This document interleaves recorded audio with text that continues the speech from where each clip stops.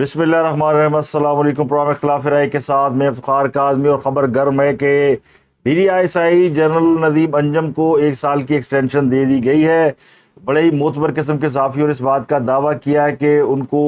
1 साल की एक्सटेंशन दी जा रही है। Army chief general Asim Munir बड़े मुतहरक हैं। उनकी पिछले 24 घंटों में लाहौर और कराची के बड़े बड़े ताजरों से मुलाकात हुई है। क्या डेवलपमेंट्स हो रही हैं, क्या होने जा रहा है, वो आपको बताएंगे। लेकिन इन मुलाकातों के नतीजे में जो खबरें सामने आ रही है वो ये है कि सब फड़े जाएंगे, किसी को नहीं छोड़ा जाएगा। एक तो ये खबर है कि एहतसाब के हवाले से एक बहुत बड़ा काम शुरू होने वाला है, और दूसरी खबर ये है कि कुछ सियासतदानों के हवाले से उन्होंने तहफ़्फ़ुज़ात का इजहार किया है, बल्कि कुछ सियासतदानों के नाम भी लिए, और जिससे लगता यूँ है कि वो पाकिस्तान की सियासी जमातों से खुश नहीं है।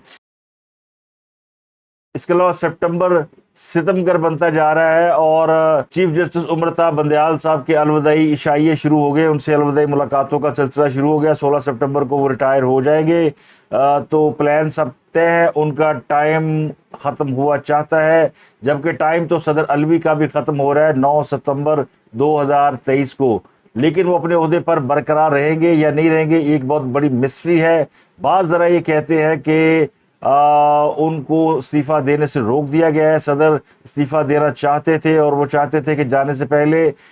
वो इलेक्शन की डेट अनाउंस करें और इस्तीफ़ा दे दें, जिसके बाद ये मामला सुप्रीम कोर्ट में चला जाए और सुप्रीम कोर्ट इस बात का फैसला करे कि इलेक्शन 90 रोज़ में होने हैं या फिर इलेक्शन कमीशन की गिवन डेट के मुताबिक होने हैं। लेकिन अब लगता ही है कि ये मामला कटाई में पड़ गया है। वैसे कल सदर ने वज़ीर कानून को बुलाकर उनसे सलाह मशवरा किया है, जिसमें अपनी जॉब की एक्सटेंशन कि वो ओहदे पर कितनी देर बरकरार रह सकते हैं या नहीं रह सकते, उसके हवाले से तबादला ख्याल किया है और इलेक्शन के हवाले से तबादला ख्याल किया है। और एक बड़ा मानी खेज जुमला उन्होंने कहा है कि उनको इस बात की खुशी है कि निगरान वज़ीर आज़म ने इस बात का इजहार किया है कि वो सुप्रीम कोर्ट के फैसले पर अमल करेंगे। तो जिसका मतलब ये लिया जा रहा है कि सदर के ज़हन में अब भी इलेक्शन के हवाले से कोई कन्फ्यूजन बरकरार है। वैसे ईवान सदर के चौथे फ्लोर पे होने वाली मुलाकात के बाद चीज़ें बहुत बदल चुकी हैं।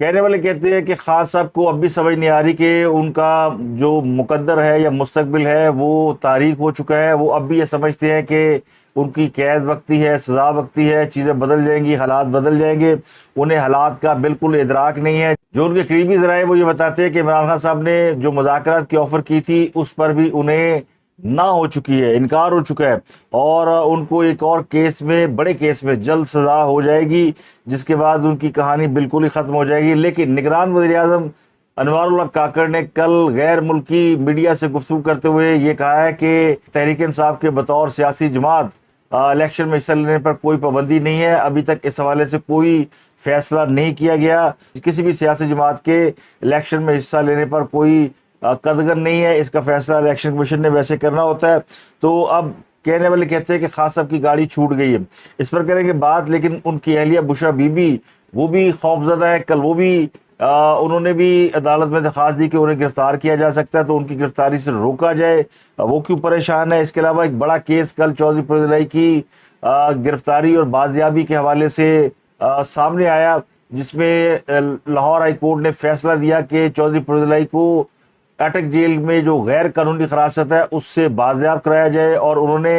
एक सेशन जज की ड्यूटी लगाई, बैलेंस बना दिया कि वो जाके अटक जेल से फरीदुल्लाह को बरामद करके लेकर आए और अटक जेल के जेलर को भी लेकर आए। और ये सारा एक बहुत बड़ा कल एक सीन क्रिएट हुआ, जिसका नतीजा एंड रिजल्ट दो बातों की सूरत में निकला। एक तो ये कि वो जज साहब जिन्होंने ये सारा हुक्म दिया, अहकामात दिए, वो आज इस केस को नहीं सुन सकेंगे। उनका मुल्तान बेंच में तबादला हो चुका है। क्या ये केस आज इसकी समाअत होगी या नहीं होगी। कल इस पर शोर मचाया गया जी, जज का तबादला कर दिया गया, कॉज लिस्ट मंसूख कर दी गई, तो चौधरी फरीदुल्लाह को हर हाल में अंदर रखना है। तो एक तो ये मामला पेश आया कि जज साहब बदल गए। जस्टिस अमजद रफीक वो अब मुल्तान बेंच जा चुके हैं। ट्रांसफ़र है वो अभी हुई है या पहले से तयशुदा थी, या फिर कोई फैसला किया गया कि जज साहब ज़रा औकातुबार हो रहे थे, इनको ज़रा ट्रांसफ़र कर दिया जाए। इसमें आपको बताएंगे। और दूसरी बड़ी बात ये हुई कि चौधरी फरीदुल्लाह गायब हो गए, और उनके बारे में अब PTI के जो लोग हैं वो ये दावा कर रहे हैं कि चौधरी फरीदुल्लाह अटक जेल में नहीं है। और इस पर बात करेंगे कि चौधरी फरीदुल्लाह कहाँ गए, उन्हें कौन ले गया। اور چینی چوری اور چینی بحران، یہ پاکستان کو اس وقت بجلی کے بعد چینی کے بحران میں الجھا دیا گیا ہے۔ تو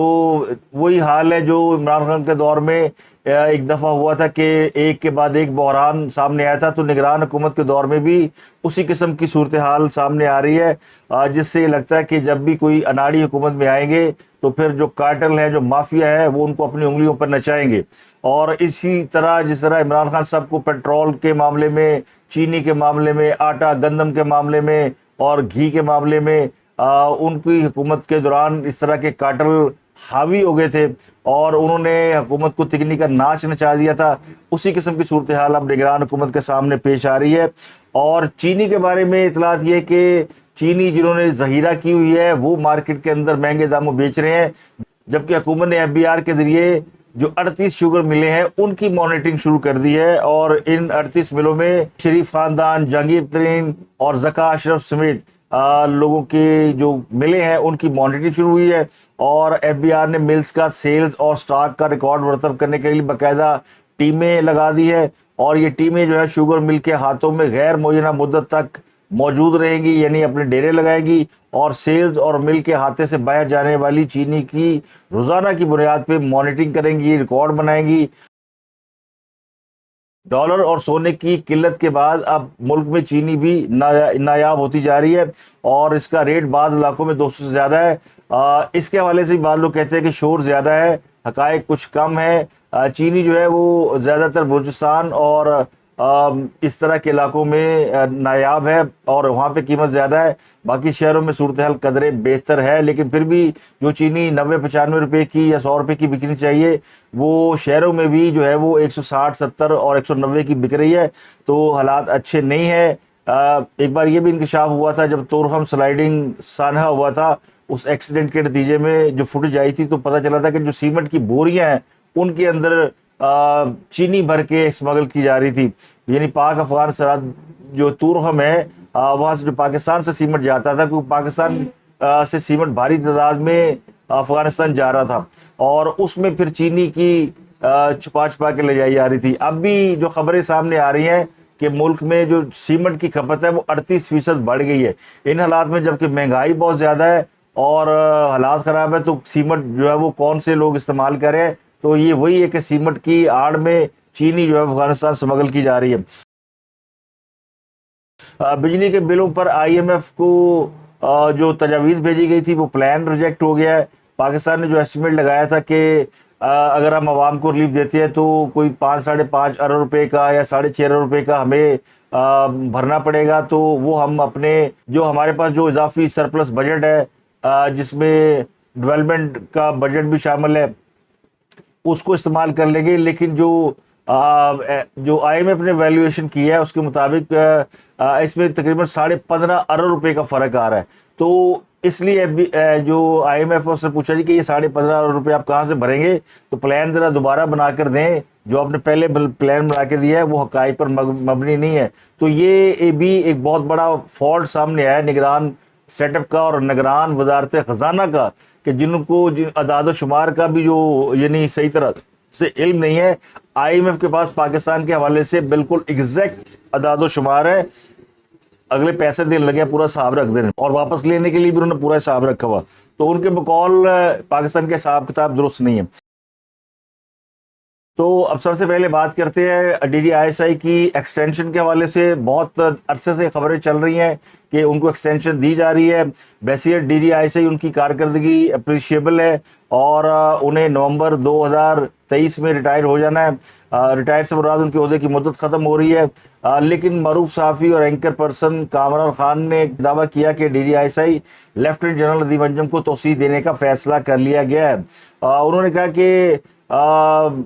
بطور DDISI مزید 1 سال کے لیے انہیں ایکسٹینشن دی جا رہی ہے۔ وہ نومبر 2021 میں DDISI بنے تھے اور national defence university graduate lieutenant general Nadeem نے کنگز کالج لندن سے اپنی ماسٹر کی ڈگری حاصل کی اور محکمہ دفاع کے زیر انتظام Asia Pacific centre for advance security studies course مکمل کیا۔ اب اگر وہ ایکسٹینشن لے لیتے ہیں تو وہ پاکستان کے پہلے DDI نہیں ہوں گے جن کو ایکسٹینشن دی جائے گی۔ اس سے پہلے اختر عبدالرحمان اور لیفٹیننٹ جنرل احمد شجاع پاشا بھی قومی سلامتی کی بنیاد پر توسیع مدت کے لیے DDISI رہ چکے ہیں۔ بعض ذرائع جو ہیں وہ اس بات کی نہ اس پہ تبصرہ کر رہے ہیں، نہ اس کی تصدیق یا تردید کر رہے ہیں کہ کیا لیفٹیننٹ جنرل ندیم انجم کو ایکسٹینشن دی جا رہی ہے۔ تو ابھی تک آفیشیل جو اکاؤنٹ ہے IPR کا، اس پر اس حوالے سے کوئی خبر نہیں ہے، لیکن جو صحافی ہیں وہ اپنے ذرائع سے دعویٰ کر رہے ہیں کہ اس بات کا فیصلہ ہو گیا۔ ایک اور صحافی ہمارے دوست اسد طور ہے، انہوں نے بھی کچھ دن قبل یا شاید ایک آدھ دن پہلے انہوں نے ایک ویلاگ کیا تھا جس میں انہوں نے کہا تھا کہ ان کو ایکسٹینشن نہیں دی جا رہی، وہ 18 سپٹمبر کو اپنی مدت ملازمت پوری کرنے کے بعد فوج سے ریٹائر ہو جائیں گے،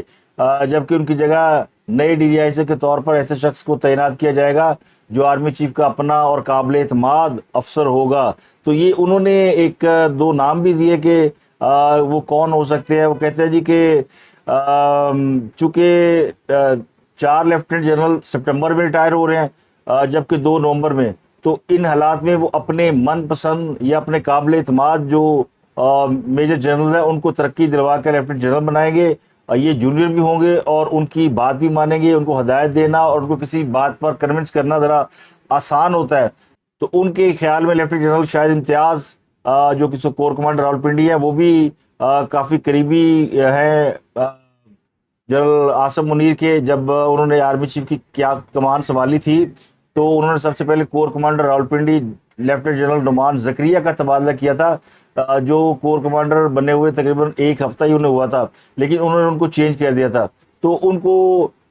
یعنی لیفٹیننٹ جنرل شاہد امتیاز کو کوئٹہ میں فوجی کالج سے بلا کر راولپنڈی میں پوسٹنگ دی گئی۔ تو اب یہ بھی خبریں ہیں، یہ نہیں ان کی اپنی خبر ہے، یہ ذرائع کے حوالے سے خبر ہے یا ان کا تجزیہ ہے، لیکن یہ زیادہ تر لوگ جو ہے وہ اس بات پر کنونس ہے کہ لیفٹیننٹ جنرل ندیم انجم ہی جو ہے وہ DDISI رہیں گے اور ان کو ایکسٹینشن دے دی جائے گی یا دے دی گئی ہے۔ اس کے علاوہ army chief general Asim Munir نے کراچی اور لاہور کے تاجروں سے ملاقات کی۔ ان کی ملاقات کی بڑی گونج ہے، اور چونکہ یہ ملاقاتیں پاکستان کی معیشت کے حوالے سے ہو رہی ہیں، پاکستان کے فیوچر کے حوالے سے ہو رہی ہیں، اور یہ کوئی پہلی دفعہ نہیں ہوئی کہ کسی آرمی چیف نے تاجروں سے ملاقات کی ہوئی۔ اس سے پہلے بھی بہت سے آرمی چیف جو ہے وہ ملاقاتیں کرتے رہے ہیں، جنرل باجوہ بہت ملاقاتیں کرتے تھے، اور 2017 میں فوج نے کراچی میں تاجروں سے ملاقات کے بعد اس بات کا اظہار کیا تھا کہ ملک کے معاشی حالات اگر بہت زیادہ خراب نہیں ہے تو بہت زیادہ اچھے بھی نہیں ہیں۔ تو یہ انہوں نے اس وقت کی جو حکومت ہے اس کے اوپر عدم اعتماد کا اظہار کیا تھا، اور پھر وہ معیشت کے حوالے سے جب عمران خان کی حکومت آئی تھی تو اس وقت کے جو DDISI تھے وہ یہ کہا کرتے تھے کہ اب اکانومی ہماری رائٹ ٹریک پہ چلی گئی ہے اور موجودہ حکومت کو ٹائم دینا چاہیے کہ وہ اکانومی کو ٹھیک کرے۔ تو معیشت کے حوالے سے فوج کی ہمیشہ انپٹ رہی ہے، اور اب یوں لگتا ہے کہ معاشی معاملات فوج نے اپنے ہاتھ میں مکمل طور پر لے لی ہے اور وہ آگے ڈرائیو کرنے والی ہے۔ اور اس حوالے سے 2-3 اور بھی لیفٹ رائٹ سے خبریں آ رہی ہیں، جیسے نگران وزیر اعظم کا کہنا ہے کہ جی سعودی عرب جو ہے وہ $25 ملین کی سرمایہ کاری کر رہا ہے، 25 بلین کی، اور اس کے علاوہ چائنا کے حوالے سے کل کہا گیا کہ وہ $65 بلین کی سرمایہ کاری کر رہا ہے۔ تو پاکستان کے اندر تقریباً $100 بلین کی سرمایہ کاری کی باتیں زیر گردش ہے، اور یہ ایک اچھی بات ہے۔ اب تاجروں سے اور بزنس مینوں سے ملاقات کے بعد ایک اور چیز سامنے آئی کہ انہوں نے یہ کہا کہ پاکستان میں جو افغانی ہیں ان کو واپس بھیجا جائے گا جو رجسٹرڈ نہیں ہے، ان کے خلاف آپریشن ہونے جا رہا ہے۔ اس کے علاوہ نان فائلر، ٹیکس پے کرنے والے، ٹیکس نہ دینے والے، ان سب کے خلاف بھی یعنی کارروائی ہوگی، جو ان کا خیر ڈومین تو نہیں ہے، لیکن انہوں نے اس بات کا اظہار کر دیا۔ پھر ایک صحافی ہیں ندیم ملک، انہوں نے اپنے پروگرام میں دعویٰ کیا کہ آرمی چیف نے اس ملاقات میں کہا ہے کہ تینوں بڑی سیاسی جماعتوں کے اندر کرپٹ عناصر ہیں جو پاکستان سے زیادہ اپنے مفادات کے لیے کام کر رہے ہیں۔ تو یہ انہوں نے بنیادی طور پر پاکستان کی جو پولیٹیکل ایلیٹ ہے اس کے اوپر اپنے عدم اعتماد کا اظہار کیا۔ کچھ نام بھی انہوں نے لیے، اسد کیسر، پرویز خٹک، محمود خان اور عمران اسماعیل کا، کہ یہ کل کیا تھے اور آج کیا ہے۔ تو انہوں نے کہا ہم ثبوتوں کے ساتھ بڑا تگڑا ہاتھ ڈالیں گے۔ تو اس بات سے لوگوں نے اندازہ لگایا کہ کوئی بہت بڑی کارروائی ہونے والی ہے اور کوئی بہت بڑا آپریشن کوئی ڈنڈا چلنے والا ہے اور کرپٹ لوگوں کو دھر لیا جائے گا، پکڑا جائے گا، کچھ ایسا ہے۔ تو سپتمبر کے حوالے سے پہلے ہی بہت سے لوگ کہتے ہیں کہ 16 سپٹمبر کو جب امرتا بندیال صاحب رخصت ہو جائیں گے تو بہت سی چیزیں بدل جائیں گی، کیونکہ ابھی بہت سے معاملات میں وہ رکاوٹ ہے، کیونکہ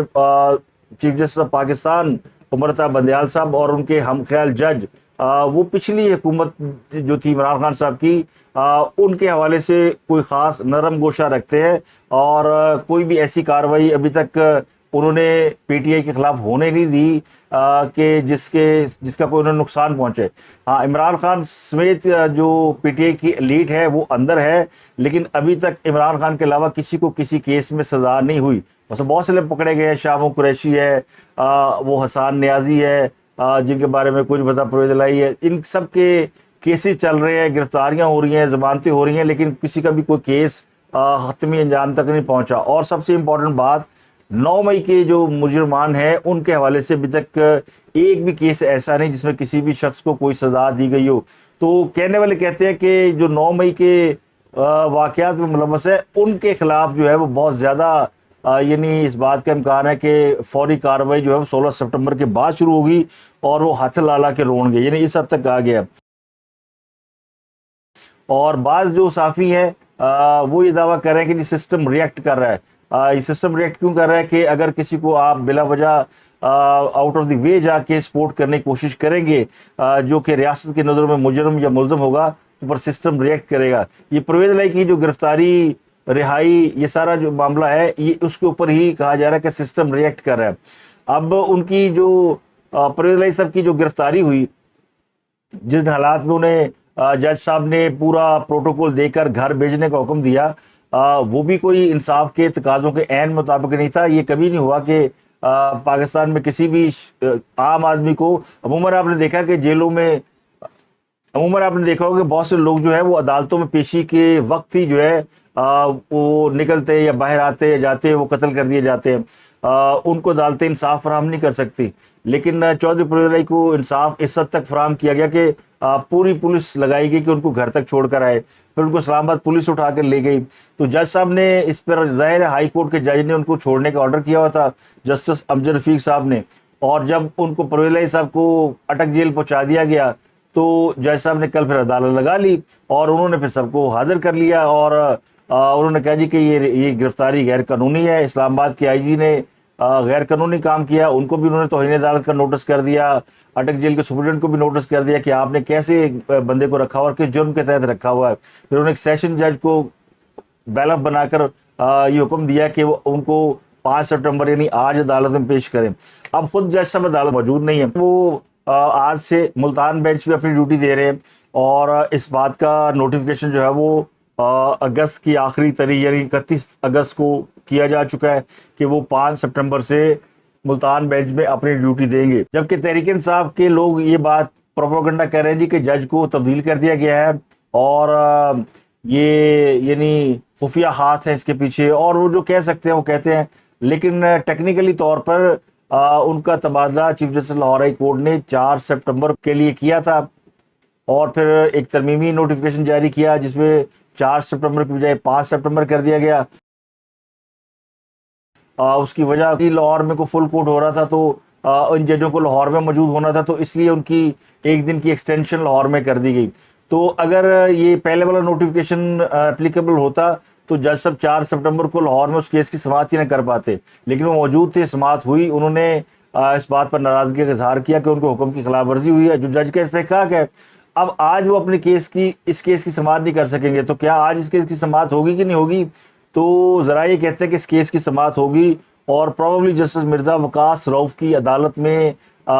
اس کیس کو دوبارہ دیکھا جائے گا۔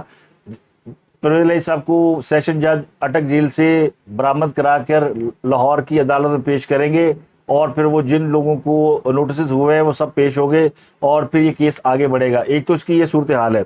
ٹیکنیکلی، لیکن جو پی ٹی آئی کے لوگ کہتے ہیں وہ کہتے ہیں جی پرویز الہی صاحب اٹک جیل میں ہے ہی نہیں، اور ان کو کل